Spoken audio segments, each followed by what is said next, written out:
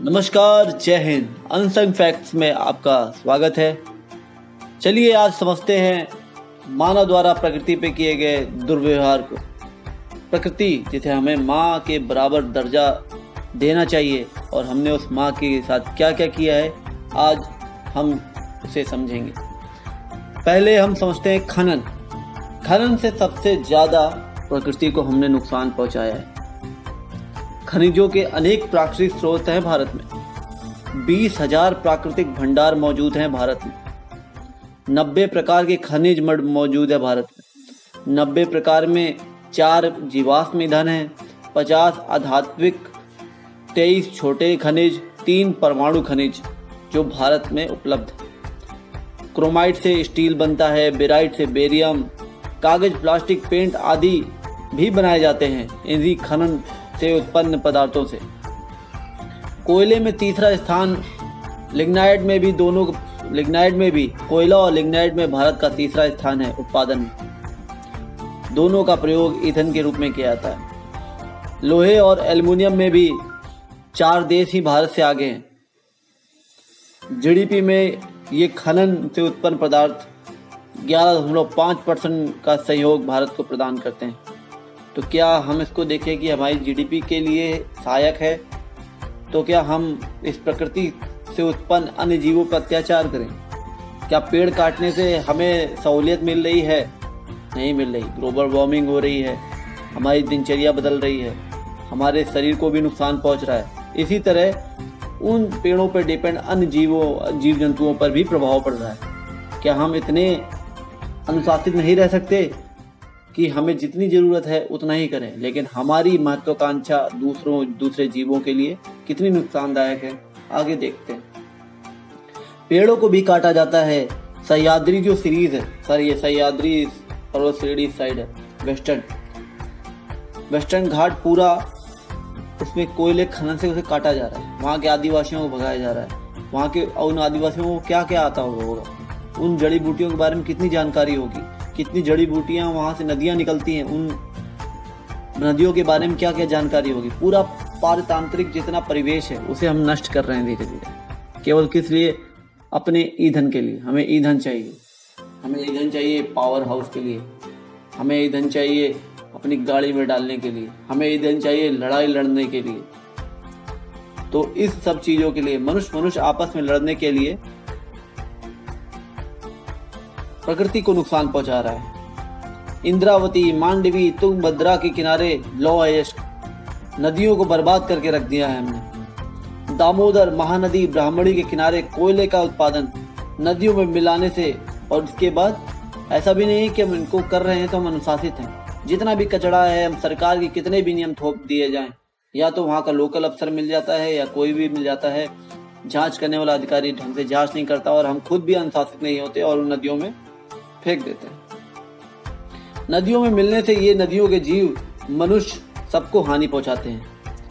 क्या बिगाड़ा है उस नदी में पलने वाले जीव ने हमारा?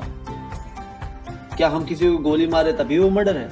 इस तरह हम हजारों लोगों का इनडायरेक्टली, अप्रत्यक्ष रूप से इंसान मर्डर कर रहा है।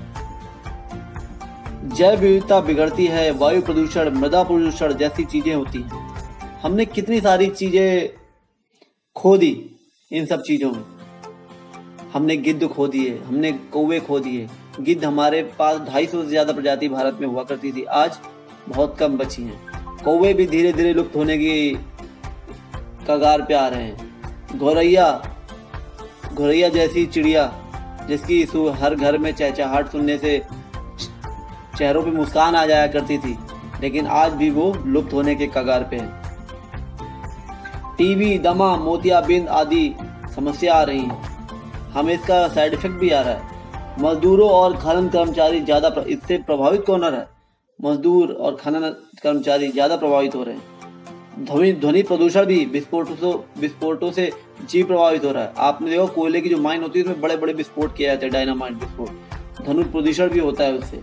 इससे किस पे असर पड़ रहा है? इंसानों पे असर पड़ रहा है, जीव जंतुओं के पर असर पड़ रहा है, वहाँ के पारितांत्रिक पूरा जो परिवेश है उस पे असर पड़ रहा है। हम एक तरीके से पूरे प्रकृति को बर्बाद करने पे तुले हुए हैं। विस्फोट, लैंडस्लाइड, आगजनी से कई लोगों का मरना, और इसमें लोग भी हमारे जैसे लोग ही मारे जाते हैं। वहाँ के मजदूर कहीं दब जाते हैं, विस्फोट में उड़ जाते हैं, लैंडस्लाइड हो जाती है। लैंडस्लाइड में ऊपर की मिट्टी का नीचे का धसक जाता है तो ऊपर वाला गिर जाता है, उसे लैंडस्लाइड बोलते हैं। इतना सारा हो जाता है। चलिए इसी श्रेणी में हम आगे चलते हैं कि हमने समुद्र में क्या उत्पात मचाया है हम मनुष्यों ने, उसके बारे में भी हम देख लेते हैं। पिछले 30 दशकों में CO2 बढ़ी है, संतुलन बिगड़ा है। जीवाश्म ईंधनों क्यों बढ़ी है? पेड़ काटे हमने नदियों में उर्वरक मिलाए हुए हैं, हमने नदियों में फैक्ट्रियों को गंदा पानी मिलाया हुआ है।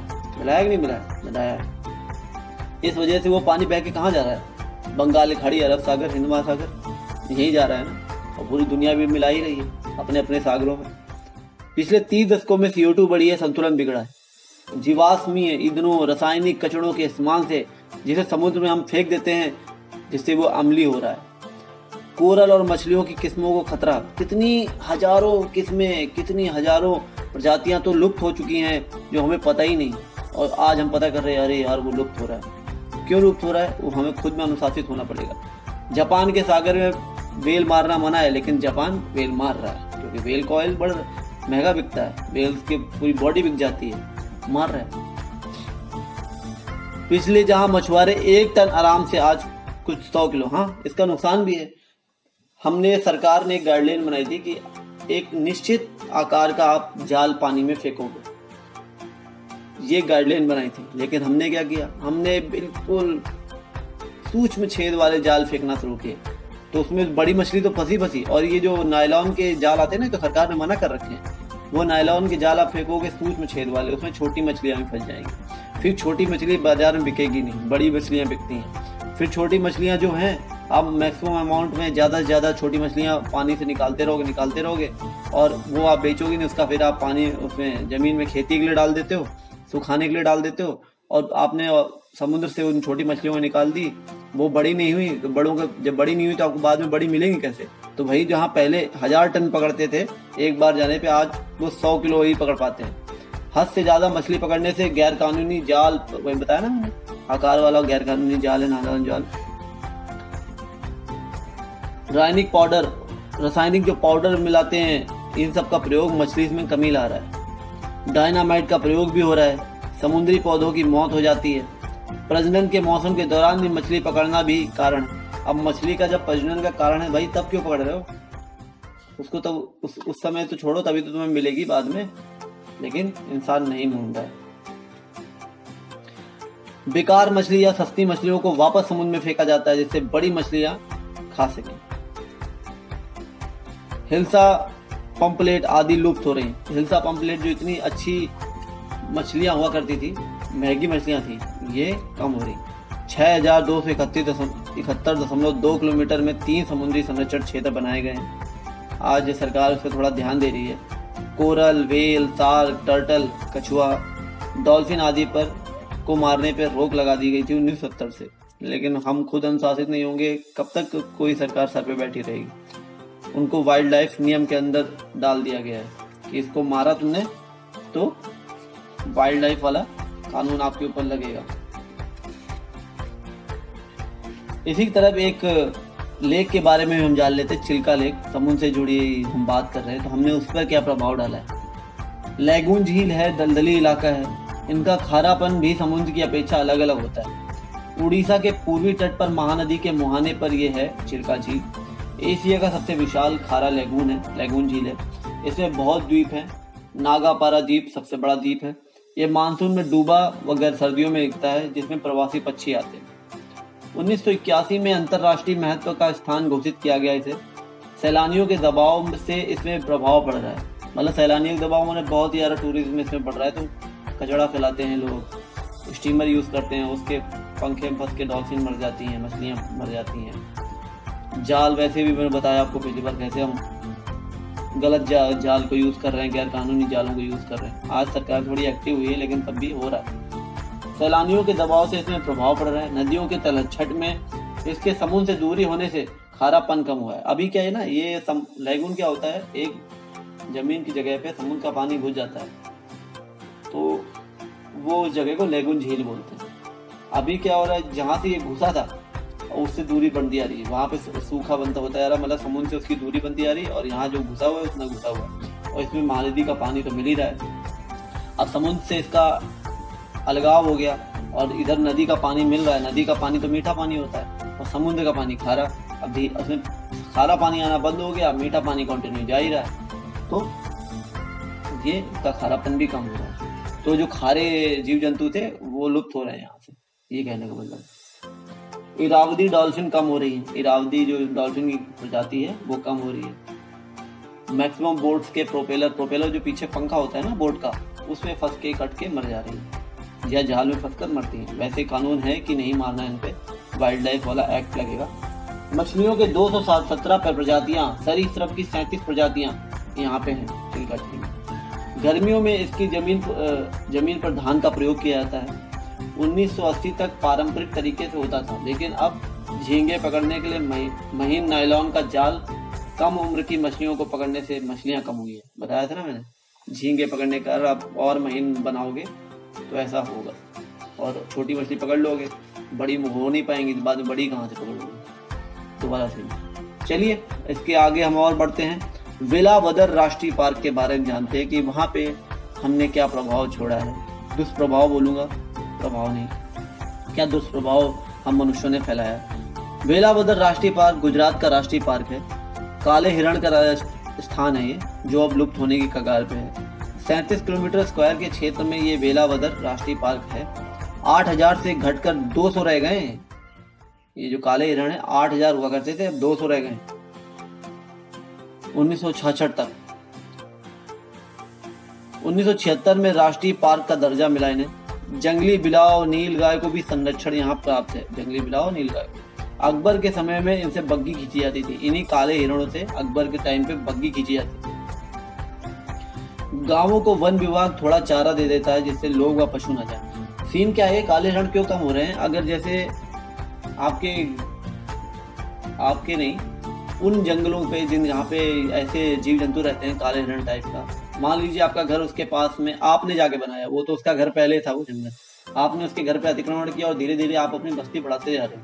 तो आपकी अगर ग्रामीण बस्ती है तो आप जानवर भी पालोगे, ठीक है, आपको दूध बेचना है, आपको तो अपना रोजगार देखना है ना, आपको मतलब नहीं कौन सा जीव जंतु मर रहा है, आप ऐसा रोजगार देखते हो। तो आपने गाय भैंस दबा के पाले, भेड़ें भी पाल ली आपने। भेड़ को अपनी किसी की संस्कृति है भेड़ पालनी, तो भेड़ आप पाल लो तो कम से कम 200-500 से नीचे भेड़ नहीं पल रही आपसे।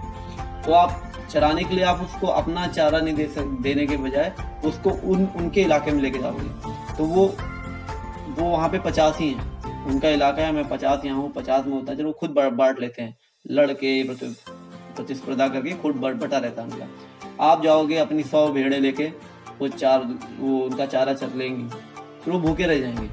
इस हिसाब से लुप्त हो रहे हैं। उनकी जो पौष्टिक घास है वो खा रहे हैं, और जो घास वो नहीं आपकी भेड़ें नहीं खा रही, वो आपकी भेड़ें अपने खुरों से उसको खोद के अलग कर दे रही जो वो खाते हैं, तो वो क्या खाएंगे? तो इस तरह से वो लुप्त होते जा रहे हैं। तो इसलिए वन विभाग की अच्छी पहल है कि लोगों को चारा दे देते हैं कि भाई तुम वहाँ पे अपने जानवर लेके ना जाओ और हम तुमको यहाँ चारा दे देंगे।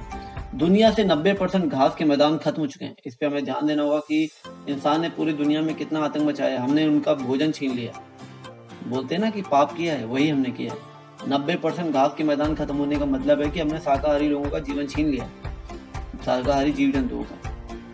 इस जीव को, काले हिरण को, पुराणों में भी पवित्र माना गया है, तो भी इतना बड़े सींगों वाला काला हिरण होता है। इसी की श्रेणी में आगे बढ़ते हैं। पोबी तोरा वन्य जीव अभयारण्य के बारे में थोड़ा जान लेते हैं। ब्रह्मपुत्र की दलदली जमीन पर गुवाहाटी से 60 किलोमीटर दूर ये पोबी तोरा वन्य जीव अभयारण्य है। एक सींग वाला गेंडा यहाँ पाया जाता है। इसकी खासियत क्या है ना गेंडों की, वो एक ही जगह गोबर करते हैं, एक ही जगह गोबर करेंगे। संरक्षित वन क्षेत्र में कटाई चल रही है। दिक्कत ये है कि संरक्षित वन क्षेत्र में कटाई चलने लगी हुई है और इनका भी एरिया कम होता चला जा रहा है। गेंडों का ये संरक्षित क्षेत्र चारों तरफ से गांवों से घिरा है, वही वाली बात होगी ना, ये बीच में रह गए हैं, चारों तरफ गांवों से घेर लिया है। अभयारण्य के घास मवेशी चढ़ते हैं। अब वही वाली मैंने बताया ना जैसे ऊपर काले हिरण के बारे में, तो चारों तरफ से गाँव है, तो उन्होंने पाल रखे मवेशी और ये मवेशी गुवाहाटी के पास में, असम में है, ये ध्यान रखिएगा। और ये गांव की तरफ जाता है। अब तुमने उसका चारा कर लिया तो भाई उसको भूख लगेगी, वो तुम्हारे गांव में जाएगा, फिर आप इंसान और गेंडों का आपस में टकराव होगा।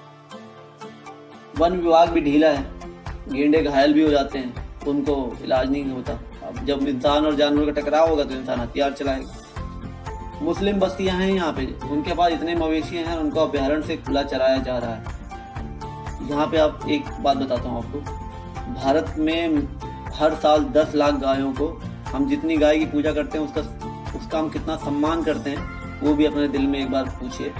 हम सम्मान में उसको लाठी से मारते हैं, हमारे खेत में घुस जाती है तो वो भी उसको खेत में घुसने के लिए मजबूर किया है हमने उसको बाहर छोड़ दिया है। हमने उससे यूज़ किया, जब वो यूज़ के लायक नहीं रही तो हमने उसको बाहर छोड़ दिया। उस माँ को हमने बाहर तो निकाल दिया, लेकिन उसके साथ होता क्या है, हर साल जिसे इस देश में इतनी पवित्र माना जाता है तथाकथित रूप से, लेकिन दिल में उसे उतार नहीं पाए, हमारे दिल से मिटा दी गई है गाय को। तो 10 लाख गायें असम के रास्ते होते हुए पश्चिम बंगाल जाती हैं कटने के लिए। उनको कैसे कैसे ट्रकों में भरा जाता है, आप देख ले तो आपकी आंख से आंसू आते हैं। और उनको असम से पश्चिम बंगाल बांग्लादेश कैसे पहुंचाया जाता है, पहले यहाँ ट्रकों में ठूस के एक दूसरे रस्सी बांध के, उनके मुंह बांध के, एक ट्रक में 100 200 गाय कैसे जाती होंगी, आप खुद सोचिए। लपेट के बांध के, जो जिंदा बची मरी सबका पैसा मिलता है। फिर उनके चारों तरफ केले के पेड़ बांध के उनको नदियों में फेंक दिया जाता है। उन्हें तो वहाँ BSF पकड़ लेती है, BSF ट्राई करती है छुड़वाने के लिए, लेकिन कब तक नदियों में से पानी, जब नदी की लहर उस साइड रहती है उस साइड छोड़ दिया जाता है, वो बहते बहते उधर पहुंच जाएंगे। उधर बांग्लादेश में एक कॉन्ट्रैक्टर पहले से खड़ा रहेगा, वो उसको उठा लेगा। तो ये मुस्लिम बस्तियां जो है ना, इनके पास मवेशी इनके नहीं है, ये जो मवेशी यहाँ जाते हैं ये वहीं पालते हैं उनको थोड़ी देर। ये उनका समझ लीजिए एक तरह से बस स्टॉप की तरह है, वो मवेशी उनके पास वहाँ उतनी देर दिन तक रुकते हैं। इस पे सरकार को जांच करनी चाहिए, कितने मवेशी इनके पास कहाँ से आ रहे हैं। और तब तक वे खुद नहीं खिलाते उसको, अब वो मवेशी है तो खिलाएंगे ही उसे, ज़्यादा वजन रहेगा, ज़्यादा बिकेगा मांस, तो उसको वहाँ पे खिलाते हैं। मवेशी में गाय और बैल ही बोलना सही उचित समझूंगा, जो सही वहाँ पे है, तो उनको खिलाया जाता है। फिर उसके बाद उनको केले का पेड़ बगल में बांध कर बांग्लादेश पहुँचा दिया जाता है। तो इस बात आसपास आप देखें कोई गाय बैल धारा तुरंत पुलिस को इन्फॉर्म करें। एक गेंडे को 2 किलोमीटर स्क्वायर की जरूरत पड़ती है एरिया की, एक गेंडे के लिए। उसको चरना है, उसको दौड़ना भागना है, जीने की, उसका जो पारितंत्रिक तंत्र भगवान ने उसके लिए बनाया है, उसको एक गेंडे को 2 किलोमीटर स्क्वायर की जरूरत है जगह की। और यहाँ 38 किलोमीटर में, केवल 38 किलोमीटर में 80 रह रहे हैं। सोचिए कितना कंजेस्टेड चारों तरफ तक घेर तक अतिक्रमण होता जा रहा है। एक साल में शिकारी 24 गेंडे मार दिए थे, आप सोचो, एक साल में शिकारियों ने 24 गेंडे मार दिए। दुनिया में 250 ही बचे हैं एक सींग वाले गेंडे। तो हम कहाँ तक पहुंच गए हैं निर्दयता में, उसे हमें समझना चाहिए। इसी श्रेणी में हम अब चलते हैं अन्नामलाई की वाइल्ड लाइफ सेंचुरी। सिंह पूंछ बंदर के लिए विश्व विख्यात, दुनिया में केवल यहीं पाया जाता है अन्नामलाई वाइल्ड लाइफ सेंचुरी में ये सिंह पूंछ बंदर। कोयम्बटूर से 115 किलोमीटर दूर अन्नामलाई की पहाड़ियों में ये अन्नामलाई वाइल्ड लाइफ सेंचुरी है, जहाँ पाया जाता है सिंह पूंछ बंदर। वर्षा वन है, ये घास के मैदान है यहाँ पे। मैं बोलूंगा है नहीं थे। अंग्रेजों ने क्या किया, जंगल काट दिए और वहाँ चाय के बागान बना दिए। क्या जरूरत थी चाय के बागान बनाने की? चाय बागान वो उन्होंने हमारे लिए नहीं बनाए थे, चाय के बागान उन्होंने हमारे खेत काटे, उन्होंने अपना बिजनेस चलाने के लिए बनाया था। वो जितना चाह रहे थे इस देश से चूस के अपनी बिल्डिंगें बनाना, अपने उद्योग धंधे ब्रिटेन में चलाना चाह रहे थे, इंडिया में नहीं। इंडिया से उन्हें कोई मतलब नहीं था। वो घास उगाने के तक के भी पैसे लेते थे लगान के रूप में। सिंह पूंछ बंदर की 12 टोलियां यहाँ पे है। स्थानीय लोग कुरांग कहते हैं। जमीन पर ये कम उतरते हैं, लेकिन वो उतरते थे में मुझे बोलना चाहिए कि उस समय जब ये उतरते नहीं थे, उस समय वहाँ बहुत पेड़ हुआ करते थे, कटहल के सब कुछ खाते थे, ऊपर ही ऊपर जम मारते थे, नीचे उतरते ही नहीं थे। 17 तरीके की आवाजें निकालते हैं ये सिंह पूंछ बंदर, कुरांग जिन्हें बोलते हैं। 25,000 से भी कम ये भी रह गए, लुप्त होने की कगार पे हैं। अब ये क्या है, अब इनके पास खाना नहीं मिला, तो वहाँ पे जो कॉफी होती है ना, कॉफी के फल भी खाने लग गए हैं आहार के अभाव की वजह से, हमारी वजह से ना, केवल मनुष्य की वजह से।